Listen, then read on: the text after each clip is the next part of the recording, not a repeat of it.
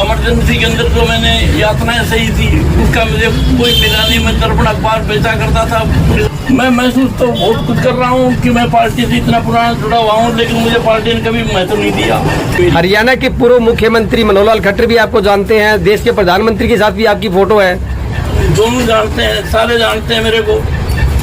मुख्तार सिंह मलिक भी मेरे को जानता था, मंगल सेन भी मेरे को जानता था। पार्टी ने मुझे कुछ नहीं दिया ना मेरे साथ कभी। बस यही है कि बाल काट के अपना पेट भर रहा हूँ मैं। बस सोचना यही है कि मैं पार्टी के साथ हूँ और पार्टी मुझे क्या करती है। मुझे तो कुछ दिया नहीं, मुझे तो रोटी का भी साधन नहीं है मेरा। और अभी तक मैं इसी पार्टी से जुड़ा हुआ हूँ, लेकिन वहाँ मुझे आज तक पार्टी ने कभी कुछ महत्व नहीं दिया। हाँ जी, पूरन चंद सेन जी, आप भाजपा के संघ से जुड़े हुए वरिष्ठ नेता हैं, तो आज आप रानिया में अपनी दुकान चला रहे हैं, तो आपका इसके बारे में क्या कहना है? आपकी अनदेखी हो रही है, क्या कर रहे हैं आप?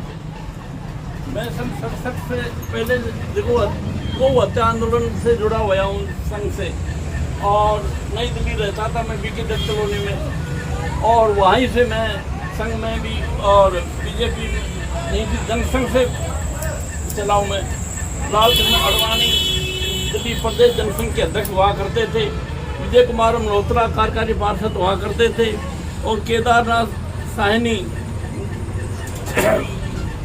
नगर निगम के अंदर मेयर हुआ करते थे, और हमारे हल्के से केदारनाथ सचदेवा MSc था, और उन्होंने मुझे पार्टी में लाकर और मेरे को साथ लगाया था। मनोहर लाल सोनी 67 में चुनाव लड़ा था, उनके साथ में सक्रिय भाग लिया था, और मैं 67 में मनोहर लाल सोनी को वोट डाला था, और आज तक मैं चला आ रहा हूँ, और अभी तक मैं इसी पार्टी से जुड़ा हुआ हूँ, लेकिन वहाँ मुझे आज तक पार्टी ने कभी कुछ महत्व नहीं दिया।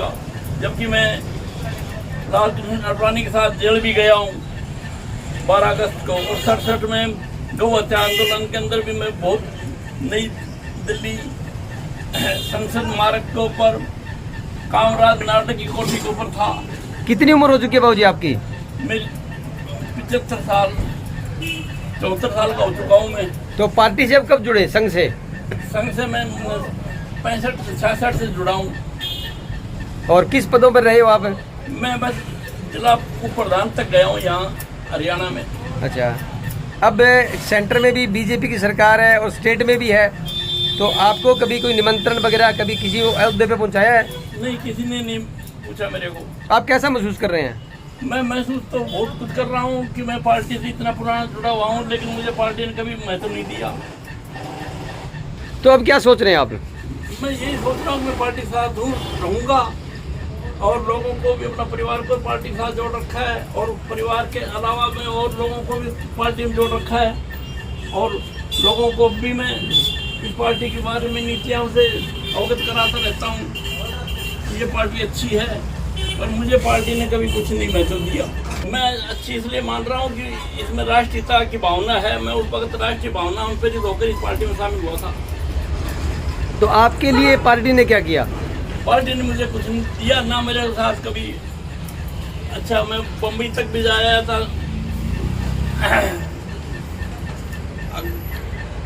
सन 80 में। मैं दादर में जो पहला बीजेपी का अधिवेशन हुआ था, जनसंघ से जनता पार्टी से जनसंघ बीजेपी बनी थी, मैं बम्बई भी गया था पार्टी के साथ। तो आपकी रोटी रोजी कैसे चल रही है, आपका परिवार कैसे पाल रहे? मेरी बस यही है कि बाल काट के अपना पेट भर रहा हूँ मैं, और पार्टी के लिए भी मैं भाग दौड़ करता हूँ। मैं बम्बई गया तो दुकान बंद करके गया था सन 80 में।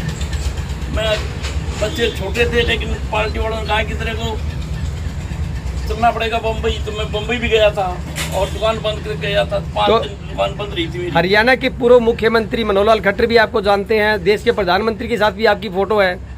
दोनों जानते हैं, सारे जानते हैं मेरे को। मुख्तार सिंह मलिक भी मेरे को जानता था, मंगल सेन भी मेरे को जानता था। तो अब फिर क्या सोच रहे हो आप? बस सोचना यही है कि मैं पार्टी के साथ हूँ, और पार्टी मुझे क्या करती है। मुझे तो कुछ दिया नहीं, मुझे तो रोटी का भी साधन नहीं है मेरा।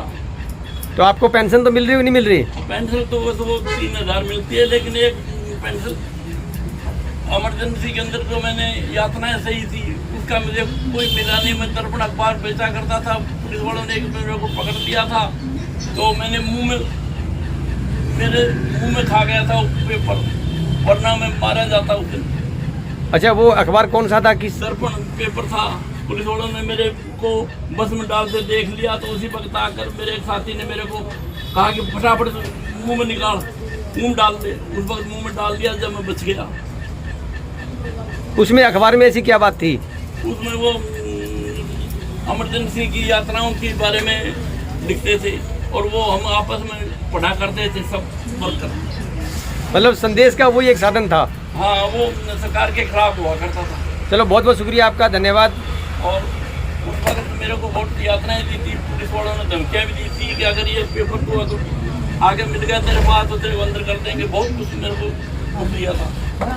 बहुत बहुत धन्यवाद सर आपका। हमारे रहते आप बेरोजगार क्यों हैं? सरकारी नौकरी की सबसे अच्छी तैयारी, सबसे अच्छे अध्यापक, सबसे कम फीस, हरियाणा का नंबर 1 कोचिंग सेंटर ICS। संजीवनी अस्पताल बाल एवं शिशु रोग, general surgery, plastic surgery, neuro surgery, नेत्र रोग, फिजियोथेरेपी, स्त्री एवं प्रसूति रोग, हृदय एवं शुगर रोग, हड्डी एवं जोड़ रोग, कार्डियोलॉजी, दंत रोग, इमरजेंसी चिकित्सक सुविधाओं में एक भरोसेमंद नाम है। ICU, NICU, cath lab, hair transplant, private कमरे, urology, CT scan, laparoscopy, accident, trauma, heart attack, जले का इलाज, डायलिसिस की सुविधाएं उपलब्ध हैं। सभी मरीजों को खाना फ्री दिया जाता है। आयुष्मान भारत हरियाणा सरकार और रिटायर्ड फौजी भाइयों के इलाज, इंश्योरेंस और TPA पैनल पर सभी सुविधाएं उपलब्ध।